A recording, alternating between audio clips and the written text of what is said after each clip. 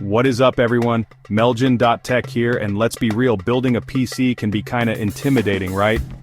It's like staring into an abyss of components, jargon, and that nagging fear of what if I spend all this money and it doesn't even boot? But fear not my friends, because in this video we're gonna demystify the entire process. We're diving deep into each PC component, breaking down what it does, why it matters, and most importantly, how to choose the right one without completely obliterating your bank account. So buckle up, smash that subscribe button, and let's get this PC building party started. Alright, first up, the CPU, the brains of your PC. This tiny piece of silicon is what makes everything tick, from booting up your system to running complex applications. It's the heart and soul of your computer, orchestrating every task with precision. This is what handles all the heavy lifting, from running your operating system to crunching numbers in your favorite games. Whether you're editing videos, designing graphics, or just browsing the web, the CPU is constantly at work, ensuring everything runs smoothly. Now when it comes to CPUs, you've got two main players, Intel and AMD. These two giants have been competing for years, pushing each other to innovate and improve. Each has its own strengths and weaknesses, and the choice between them often comes down to personal preference and specific use cases. Both make fantastic CPUs at various price points, so it really comes down to your specific needs and budget. Whether you're looking for a budget-friendly option or a high-end powerhouse, there's something for everyone. It's important to do your research and find the best fit for your requirements. For most people, especially if you're gaming, I'd recommend looking at something like a Ryzen 5 5600 from AMD or maybe an Intel Core i5-12400. These mid-range CPUs offer excellent performance for their price, making them a great choice for gamers and everyday users alike. These offer a great balance of price and performance. They can handle most tasks with ease, from gaming to multitasking, without breaking the bank. Plus, they have a good upgrade path if you decide to boost your system's performance in the future. But hey, if you're doing some serious video editing or 3D rendering, you might want to consider stepping up to a Ryzen 7 or even a Ryzen 9 for that extra horsepower. These higher-end CPUs are designed for demanding tasks and can significantly reduce rendering times and improve overall productivity.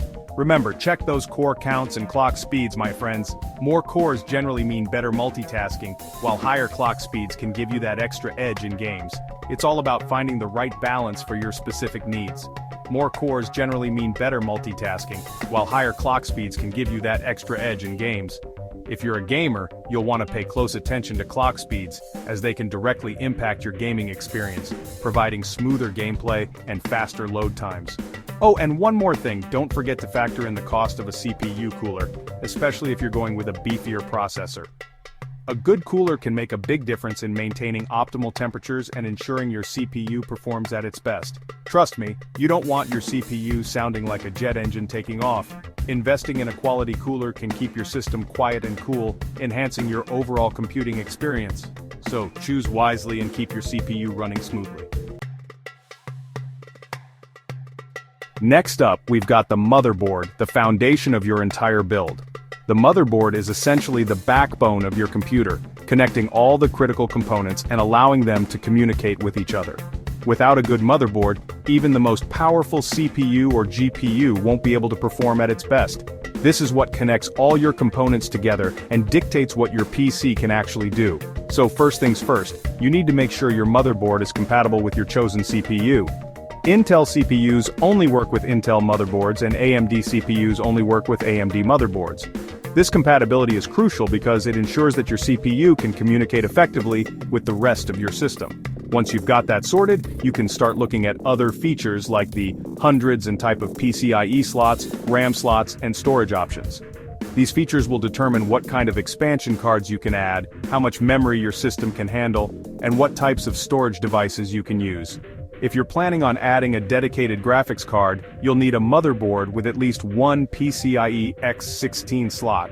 This slot is essential for high-performance graphics cards, which are necessary for gaming, video editing, and other graphics-intensive tasks. And if you're thinking about future upgrades, make sure the motherboard has enough RAM slots and supports the latest storage standards. This will give you the flexibility to add more memory or faster storage devices as they become available, ensuring that your system can keep up with future demands.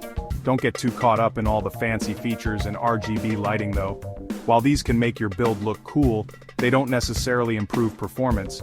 Focus on the core features that will actually impact your system's capabilities. Focus on getting a solid, reliable motherboard from a reputable brand like Asus, MSI, or Gigabyte, and you'll be good to go. These brands are known for their quality and durability, ensuring that your build will be stable and long-lasting. Remember, the motherboard is the foundation of your build, so choose wisely.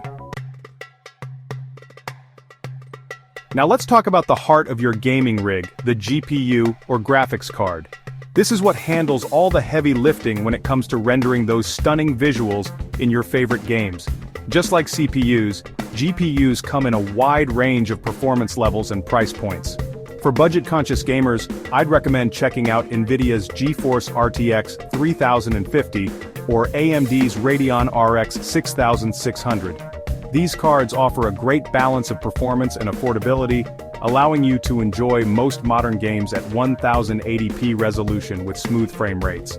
If you're rocking a higher resolution monitor like 1440p or even 4K, you'll need to step up to a more powerful GPU like an RTX 3060 Ti or a Radeon RX 6700 XT. Remember, the GPU market can be a bit volatile, so it's always a good idea to do your research and compare prices before pulling the trigger. Chapter 4. RAM, the unsung hero of multitasking. Alright, let's talk RAM, or random access memory.